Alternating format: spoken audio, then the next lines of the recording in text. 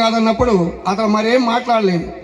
ఎందుకంటే ఇవాళ జాతి సంస్కృత పైన జరుగుతున్నటువంటి యొక్క అరాచకాలు స్థితి, దాని యొక్క సంయమనము, అది మనం ఏ రీతిగా ఉండాలో స్వామి వివేకానంద బాగా చెప్పాడు. ముఖ్యంగా హైందవ జాతిలో లోపం ఎక్కడ జరుగుతుంది అంటే, ఒక క్రైస్తవుడు ఎవడైనా కనుక ఒక పాపం చేస్తే ఈ రోజుకు దేవుడికి క్షమాపణ చెప్తే నీ పాపం పోతుంది అన్నప్పుడు వాడికి అది మధురంగా ఉంటుంది. అదే మన హైందవ సంస్కృతిలో నువ్వు ఏ జన్మలో ఏం చేసినావో ఇప్పుడు అనుభవిస్తున్నావో అని దీనాలాపాలు చేస్తూ ఉంటే వాడు ఎప్పుడు కూడా ఆ స్థితి వైపు మళ్ళడు. ప్రధానంగా హైందవ ధర్మంలో లోపం ఎక్కడ జరుగుతుంది అంటే ఉపాధి కల్పించడంలో దాదాపు చాలా విఫలమైందనే చెప్పాలి. ఎందుకంటే ఇప్పుడు మీరు ఒక యూరప్ లేకపోతే రోమన్ నగరం పోయి విదేశాలకు చూస్తే ఒక చర్చి ముందు ఒక బిడ్డను పడవేస్తే, అంటే మాకు సంబంధం లేదు ఈ బిడ్డతోటని బోళ్ళ పడవేస్తే ఆ బిడ్డ యొక్క యావత్ జీవితము, అంటే అతను ప్రయోజకుడయ్యేంత వరకు 21 సంవత్సరం వచ్చేంత వరకు ఆ చర్చి అతను పోషించి పెద్ద చేస్తుంది. అతడు ఒక ఉన్నతమైనటువంటి యొక్క బాధ్యత చేపట్టిన తర్వాత తనకు వచ్చేదానిలో సగం వంతు ఆ చర్చీలకు పెడితే వాళ్ళు ఆ ఉపాధితోటి భారతదేశంలో ఎన్నో మార్పులు చేస్తున్నారు.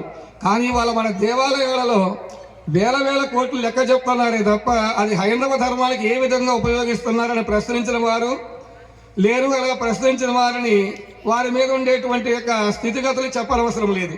ఎందుకంటే వాళ్ళ మన దేవాలయాలకు ముఖ్యంగా స్వామి వివేకానంద ఒకటే చెప్తాడు, ఏదో ధ్యానము యోగము అంటే ఏదో ఒక మూల కూర్చొని చేసేటువంటి విధానం కాదని, అది జీవన విధానమైనటువంటి ఒక స్థితిని కలిగింపజేస్తుంది. హైందవ ధర్మము అంటే సజీవ జీవన వేదం, అది జీవన విధానానికి ఒక శైలి అంతే తప్ప అది హైందవ ధర్మము హిందూ అనేటువంటిది ఎప్పుడూ మతం కాదు, అది ఒక జీవన విధానం. కాబట్టి మన హైందవ దేవాలయాలు ఏ దేవాలయాలు అయితే ఉన్నాయో ప్రతి దేవాలయానికి ఒక యూనివర్సిటీ కానీ ఒక కాలేజీ కానీ ఒక ఆరోగ్య సంస్థ, అంటే భగవంతుని నుంచి హైందవులు ఇచ్చినటువంటి డబ్బును హైందవులకి ఉపయోగించమని చెప్పడంలో కూడా ఎలాంటి భయపడవలసిన అవసరం లేదు. ఆ విషయంలో మన వ్యవస్థ కొంచెం వెనకబడిందనే చెప్పాలి. ఎందుకంటే వాళ్ళ భారతదేశంలో విశ్వ హిందూ పరిషత్తు RSS కలగజేసుకున్న తర్వాత మాత్రమే నేను హిందువుని చెప్పుకునేటువంటి ధైర్యం కలుగుతుంది. గతంలో అయితే అసలు హిందువులని చెప్పడం కూడా భయపడేటువంటి యొక్క రోజులు వచ్చాయి.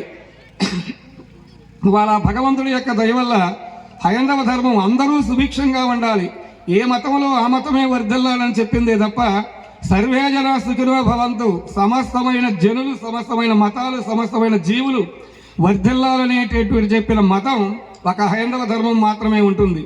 అంటే ప్రతి వాడిలో కూడా పగవాడిలో కూడా సమదర్శనం చెయ్యనేటువంటి పదానికి అర్థం సమతాతత్వ భావమే. సమదర్శి అంటే పట్టుదల ఆచరించడంలో ముస్లిం గాను, కారణ్యం చూపించడంలో క్రైస్తవుడు గాను, సమధర్మం పాటించడంలో హిందువు గాను ఉండమని చెప్పి మనకి ధర్మంలోనే చెప్పబడి ఉంది.